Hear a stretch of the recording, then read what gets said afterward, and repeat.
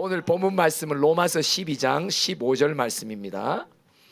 로마서 12장 15절 말씀입니다. 다 같이 한 목소리로 봉독하겠습니다.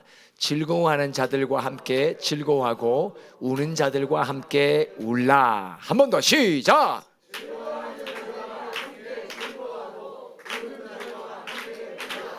아멘. 이런 구절들은 사실 다른 종교에서도 또는 또 지혜자들의 입에서도 이런 말들을 합니다. 마치 이것은 세상에 아주 인류의 보편적인 어떤 덕목으로 여겨질 수 있어요. 즐거워하는 자들과 함께 즐거워해라.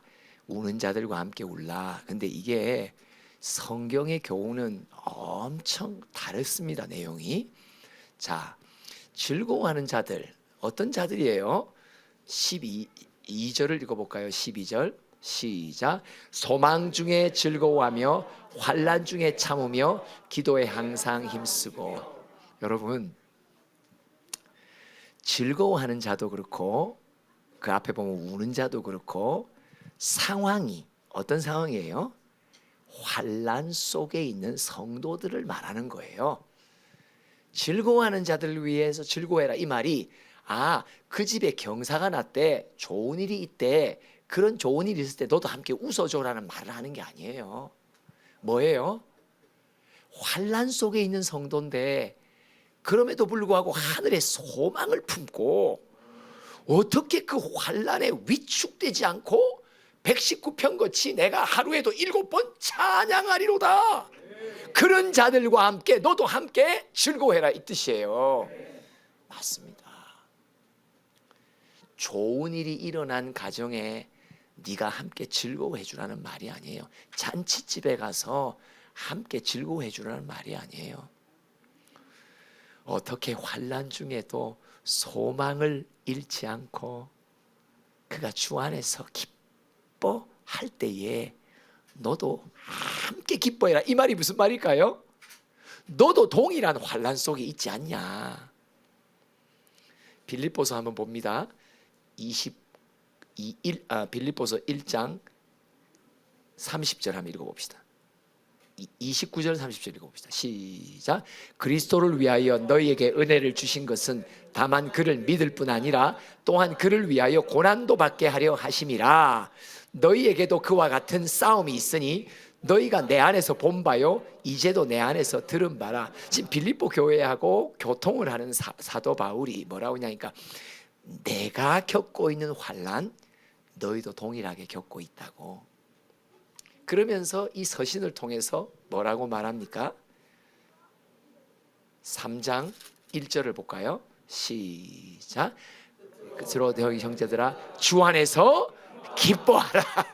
이게 즐거움이에요.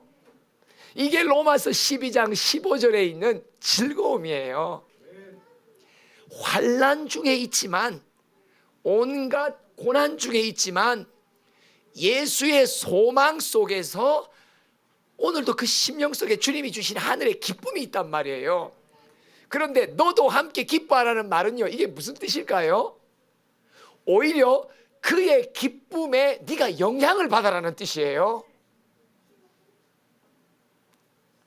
오히려 환난 속에 소망을 갖고 기뻐하는 자가 네 옆에 있지 않냐. 네가 동일한 환난 가운데 슬픔에 있고 낙심돼 있다면 네가 그를 보고 너도 함께 즐거워해서 그가 누리는 소망의 기쁨을 너도 함께 누려라. 그러니까 이 구절 속에 담겨 있는 것은 주인공이 누구예요? 내가 환난 속에 있는데 주를 향해 바라보는 소망이 약하단 말이에요. 그래서 환난 속에 낙담하고 불안해하고 있다는 거예요. 나는.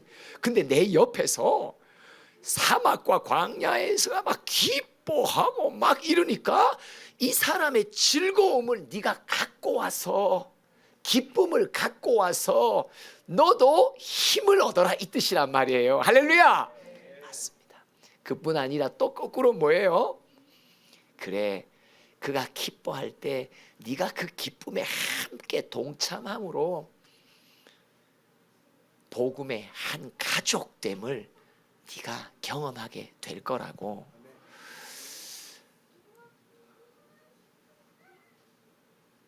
성경 속에 즐거워함이라 기뻐함이라는 것은 세상 속에 좋은 일이 일어나서 기뻐하는 걸 말하는 게 아니에요. 환난 중에 소망이 있어 기뻐해요. 야고보서 1장 한번 볼까요? 야고보서 1장 2절로부터 봅시다. 시작. 내 형제들아 너희가 여러 가지 시험을 당하거든 온전히 따샤오. 오늘 중국말이 잘 되더라고요. 아까 마귀 뭐라고 해? 치랄라라라야. 그죠? 치날라이. 와, 그거 진짜 대박이야. 마귀가 들어도 싼 단어야. 치날라이 말이죠. 완전히 막. 그러니까 우리는 지랄하지 말고 마귀가 치랄라이 각오를 하라. 여기서 뭐라고 말해요? 환난 중에도 소망 중에 기뻐한다라는 말은 무슨 뜻이에요? 이 말이 여러 가지 시험을 갖다 네가 온전히 여기라. 무슨 소망을 갖길래? 3절 시작. 이는 너희 믿음의 시련이 인내를 만들어내는 줄 너희가 알미라. 4절 시작. 인내를 온전히 이루라. 이는 너희로 온전하고 구비하여 조금도 부족함이 없게 하려 하심이라. 환난을 당하는 성도가 같이 옆에 있는데 이 성도는 우리는 어떤 마음을 가지냐? 그래, 이 고난이 나를 빚어. 이 고난이 나를 깨끗한 그릇으로 만들어. 이 고난이 나를 온전하고 구비하여 조금도 부족함이 없어 주인이 쓰시기에 참 좋은 일꾼으로 지금 주님이 나를 만들고 계셔. 이게 환난 속에 소망을 품은 자란 말이에요. 그러니까 그 소망을 생각하니까 어때요? 그래, 지금은 막 양쪽에서 사면에서 파도가 치지만 이 파도 속에 내가 뭐가 된다? 월척이 되어간다. 큰 물고기가 되어간다. 1m짜리, 2m짜리, 4m짜리, 5m짜리. 그래서 나중에는 뭐가? 고래가 되어서, 그죠? 태평양을 건너, 인도양을 건너, 그 다음에 뭐양을? 대서양을 건너. 쬐끄만 물고기가 대서양 건널 수 있다 없다? 못 건다. 근데 고래는 한 번만 배영하면 막바로 대서양. 그 다음에 이쪽으로 한번 배영으로 탁 나온 태평양. 그 다음에 저쪽으로 한번 무슨 양? 인도양. 대서양 했잖아요. 우리 반 1등이 오늘따라 조금 집중력이 떨어지네. 그러니까 우리가 환난을 받을 때 이게 말씀이 있으니까요. 어떤 말씀? 환난을 주신 하나님의 의도가 알아지니까 그래, 나를 정금같이 나오게 하실 거야. 나의 길 오직 그가 아시나니 단련받은 후에 나로 정금같이 나와 주인이 쓰시기에 합당한 그릇으로 만들고 계셔. 그러니까 환난 중에서도 우리는 소망을 품고 기뻐한단 말이에요. 할렐루야. 여러분, 우리가 환난 당하는 성도들을 보잖아요. 가정마다 시련을 겪는 이들을 봐요. 참 저는 이번 한 주간에 그 부엘 성회에서 집회하는데 부엘 성회에 지금 한 2가정, 3가정이 많은 어려움 속에 있어요. 근데 그 사건들을 들으며 집회 속에서 말씀이 막 터져 나오는데 얼마나 큰 은혜가 되었는지, 그리고 성도들이 그 환난 속에 있는 가정을 위한 간절한 중보가 막 나가는데 말씀과 중보에 힘을 얻은 가정들이 막 그 소망을 품고 기쁨으로 힘있게 막 일어나는 거예요. 얼굴 표정이 그 위축됐던 영혼들이 막 펴지는 거예요. 야, 진짜 여러분, 우리가 환난 속에 있는 성도들이 소망 가운데 기뻐할 때 우리가 함께 참여한다는 건 뭐예요? 맞아. 성도님, 이 환난 속에 하나님이 당신을 빚어가고 계십니다.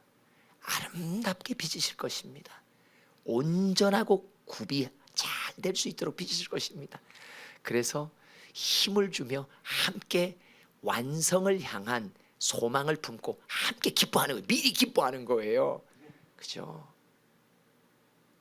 그뿐 아니라 여기 12장 15절에 보면 우는 자와 함께 울라고 말해요. 왜 웁니까? 저 14절을 한번 봅시다. 어떤 상황이에요? 박해를 받는 상황이에요.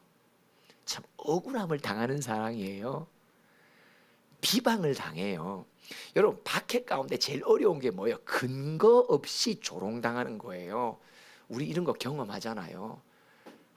진짜 아니 내가 잘못한 사실이 근거가 있다면 마땅히 내가 주님 앞에 회개해야 되는데 정말 꾸며낸 이야기들로 조롱, 비방하고 그런 것들을 우리가 겪게 되거든요. 이때 우리의 마음이 많이 슬퍼집니다. 그런데 그런 자들과 어떻게 하라고요? 함께 울라고 말씀하십니다. 사도 바울이 본을 보이십니다. 고린도후서 11장 28절을 읽어보겠습니다. 시작. 이 외에 일은 고사하고 아직도 날마다 내 속에 눌리는 일이 있으니 곧 모든 교회를 위하여 염려하는 것이다. 사도 바울도 염려해요. 고린도후서 7장 10절 11절 보면요, 염려와 근심이 근원이 두 가지예요. 근심이 다 나쁜 게 아니에요. 하나님의 뜻대로 하는 근심은 참 귀한 거예요. 근데 세상으로부터 오는 근심, 사망의 그늘이 드리워지죠. 하나님의 뜻대로 하는 근심 뭐예요? 다른 영혼이 환난 속에서 슬피 울고 힘들어할 때 내가 염려해 주는 거예요. 같이 울어준다는 뜻이에요. 이거는 하나님의 마음을 품게 되는 것을 말합니다.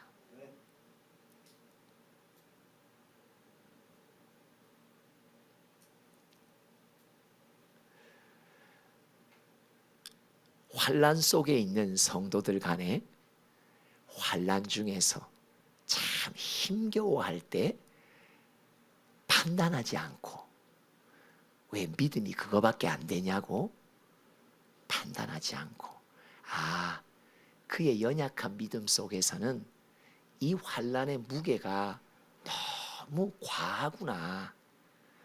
그래서 함께 운다는 말은 뭐예요? 그의 너무 무거운 짐을 함께 져준다는 뜻이죠. 맞죠?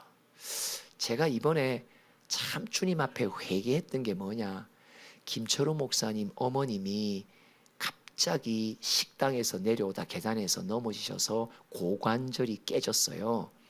근데 그 사건이 일어나자마자 김 목사님이 저한테 연락을 해서 기도를 요청했어요. 그런데 참 놀라운 게 뭐냐면 사실 그 종의 가정에서도 이런저런 일이 있었지만 또 그런 기도의 제목을 긴급히 받았지만 이전에 저의 마음의 자세는 뭐였냐면 기도할게요 하지만 마음을 다하고 뜻을 다하고 힘을 다하고 그 사건 속에 당황해하는 그 가정의 심령의 울음 내게 없었더라고요. 우는 자와 함께 우는 마음이 내게 없었더라고요. 근데 이번 주간에 부엘의 집회 속에서 하나님이 저에게 또 여러 사람들에게 이 마음을 주셨어요. 오늘 제목입니다. 영혼의 경계선이 뚫렸습니다. 시작. 영혼의 경계선이 뚫렸습니다. 영혼의 경계선이 뚫렸습니다. 영혼의 경계선이 뚫렸습니다. 우리는 함께 한 몸의 지체라고는 하지만 내 영혼, 네 영혼, 내 가정, 네 가정 경계선을 정확하게 갖고 있었던 우리들. 근데 이번에 와, 내 영혼의 경계선을 뚫고 들어오시는 아버지의 마음,